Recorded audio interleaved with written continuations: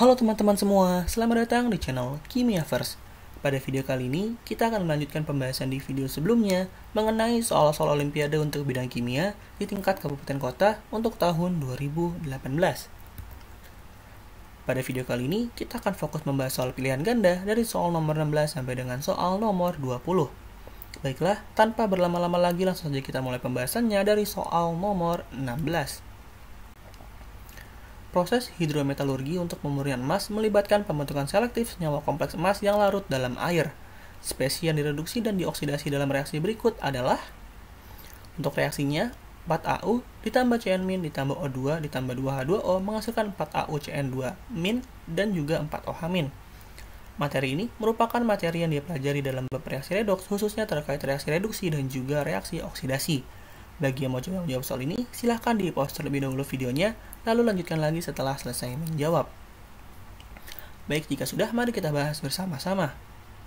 Untuk menentukan reaksi yang mengalami reduksi atau oksidasi, biasanya bisa kita cari dari unsur atau atom bebas.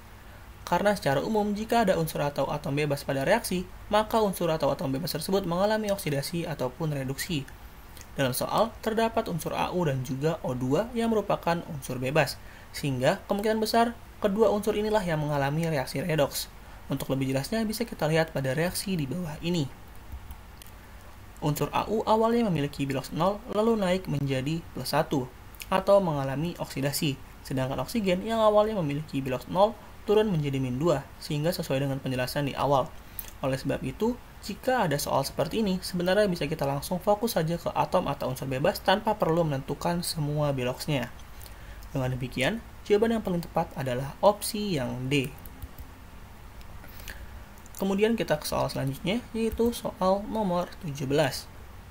Perhatikan reaksi kesetimbangan berikut.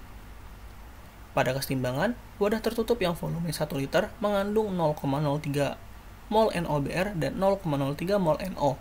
Jumlah mol Br2 dalam wadah tersebut adalah... Soal ini masuk ke dalam materi kesetimbangan kimia, khususnya tentang tetapan kesetimbangan. Bagi yang mau coba menjawab soal ini, silahkan di-pause terlebih dahulu videonya, lalu lanjutkan lagi setelah selesai menjawab. Jika sudah, mari kita bahas bersama-sama. Untuk menentukan nilai tetapan kesetimbangan, diperlukan nilai konsentrasi dari berbagai senyawa dalam reaksi. Tetapi karena dalam soal diketahui volumenya sebanyak 1 liter, maka jumlah mol sama dengan nilai konsentrasi. Karena nilai M atau konsentrasi sama dengan mol dibagi dengan volume. Sehingga kita tidak perlu mengubah satu persatu nilai mol menjadi nilai konsentrasi. Lalu tetapan kesetimbangan untuk soal ini yaitu konsentrasi Br2 dikali dengan konsentrasi NO pangkat 2, kemudian dibagi dengan konsentrasi NOBr pangkat 2.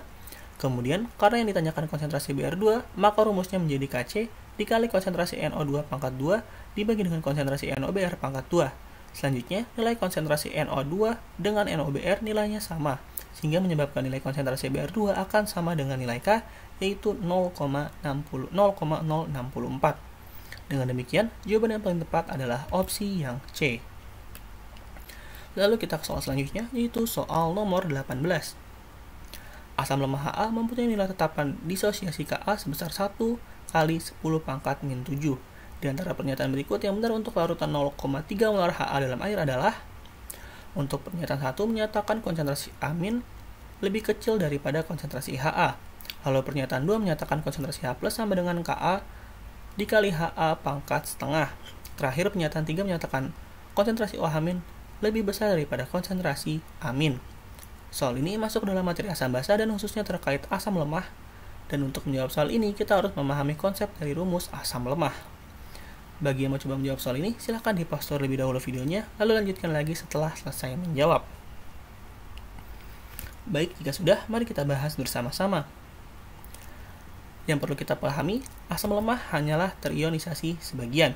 Maka terjadi reaksi kesetimbangan, di mana setiap Ha yang terionisasi menghasilkan sebuah ion H+ dan juga amin dengan konsentrasi yang sama. Sehingga nilai konsentrasi H+ sama dengan konsentrasi amin. Lalu kita ke konsep nilai Ka atau tetapan kesetimbangan asam lemah, yaitu Ka sama dengan konsentrasi H+ dan konsentrasi amin dibagi dengan konsentrasi Ha.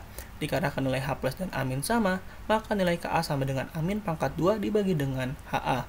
Kemudian Ha kita pindah ruaskan sehingga didapatkan nilai konsentrasi amin, yaitu akar Ka dikali konsentrasi Ha. Nilai ini sama seperti nilai saat kita mencari konsentrasi H+.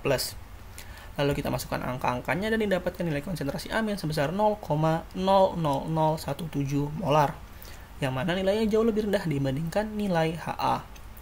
Dengan demikian, pembuktian ini menyatakan bahwa pernyataan 1 benar. Lalu kita gunakan persamaan yang sama, tetapi nilai konsentrasi amin kita ganti dengan nilai konsentrasi H+. Sehingga menghasilkan nilai H+, yaitu akar Ka dikali dengan Ha. Dari pembuktian ini, kita bisa menyimpulkan bahwa pernyataan 2 juga benar.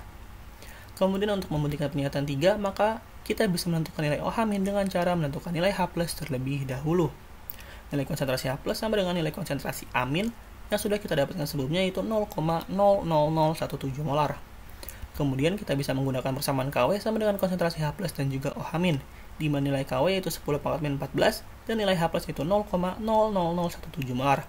Sehingga didapatkan nilai OH- sebesar 5,88 dikali 10 pangkat min 11. Karena nilai OH jauh lebih kecil dibandingkan nilai amin, maka pernyataan 3 salah atau kurang tepat karena menyatakan nilai konsentrasi OH- jauh lebih besar dibandingkan nilai konsentrasi amin. Dengan demikian, karena hanya pernyataan 1 dan 2 saja yang benar, maka jawaban yang tepat adalah opsi yang C. Lalu kita ke soal nomor 19.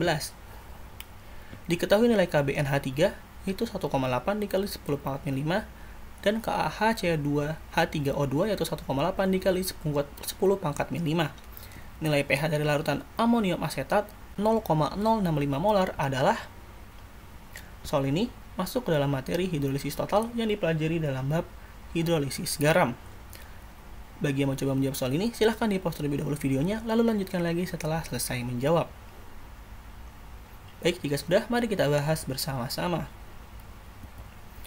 Garam amonium asetat merupakan garam yang berasal dari asam lemah CH3COH dan basa lemah NH4OH, sehingga karena keduanya berasal dari spesies lemah, garam tersebut dapat terhidrolisis total. Suatu garam yang dapat terhidrolisis total, pH-nya tidak dipengaruhi oleh konsentrasi garamnya, melainkan dipengaruhi oleh nilai Ka dan Kb garam tersebut. Rumus hidrolisis total yaitu H+ sama dengan akar Kw per Ka dikali dengan Kb. Karena nilai Kw-nya tidak diketahui, maka kita bisa menggunakan nilai Kw secara umum, yaitu 10 pangkat min 14. Lalu, karena nilai Ka dan Kb keduanya sama, maka bisa saling menghilangkan, sehingga tersisa nilai akar 10 pangkat min 14 atau nilai H+-nya menjadi 10 pangkat min 7. pH dengan konsentrasi H+ sebesar 10 pangkat min 7, yaitu sebesar 7 atau pH netral. Sehingga jawaban yang paling tepat adalah opsi yang C. Kemudian kita ke soal yang terakhir, yaitu soal nomor 20. Di antara senyawa berikut ini, yang kelarutannya paling besar dalam air adalah. Soal ini merupakan materi kelarutan yang dipelajari pada bab hasil kali kelarutan. Bagi yang mau coba menjawab soal ini, silahkan di-pause terlebih dahulu videonya, lalu lanjutkan lagi setelah selesai menjawab untuk dibandingkan. Jika sudah, mari kita bahas bersama-sama. Ada dua cara untuk menjawab soal ini, yaitu menggunakan cara mudah dan juga cara normal. Untuk cara mudahnya, kita bisa menentukan terlebih dahulu setiap garam dapat terionisasi menjadi berapa ion. Lalu kita bagi jumlah pangkatnya dengan banyaknya ion dari tiap garam. Untuk opsi A dapat terionisasi menjadi 2 ion, sehingga kelarutannya menjadi pangkat min 13 bagi 2 yaitu 10 pangkat min 6,5. Lalu opsi B juga terionisasi menjadi 2 ion, sehingga kelarutannya menjadi 10 pangkat min 5 dari 10 pangkat min 10 dibagi 2. Kemudian untuk opsi C dapat terionisasi menjadi 3 ion, sehingga kelarutannya menjadi 10 pangkat min 5,3 dari 10 pangkat min 16 dibagi 3. Begitupun dengan opsi D yang terionisasi menjadi 3 ion, sehingga kelarutannya menjadi 10 pangkat min 4. Terakhir untuk opsi E terionisasi menjadi 4 ion, sehingga kelarutannya menjadi 10 pangkat min 8,25 dari 10 pangkat min 33 dibagi 4. Oleh sebab itu, jawaban dengan kelarutan paling tinggi yaitu opsi yang D. Nah, untuk membuktikan cara ini, kita bisa mencari kelarutan dengan cara normal. Untuk cara normalnya, kita bisa menggunakan rumus umum, yaitu nilai KSP untuk garam yang terionisasi menjadi 2 ion sama dengan S kuadrat.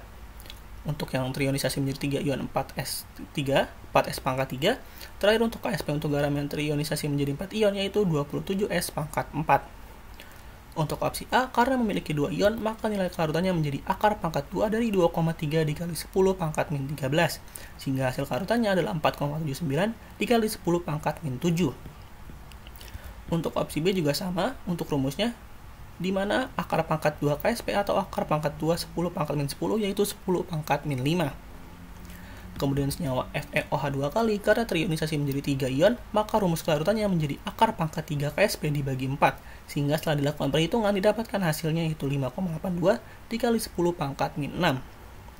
Untuk opsi D, terionisasi menjadi 3 ion, sehingga rumus kelarutannya yaitu akar pangkat 3 Ksp dibagi 4 dan didapatkan nilainya sebesar 6,69 dikali 10 pangkat min 5.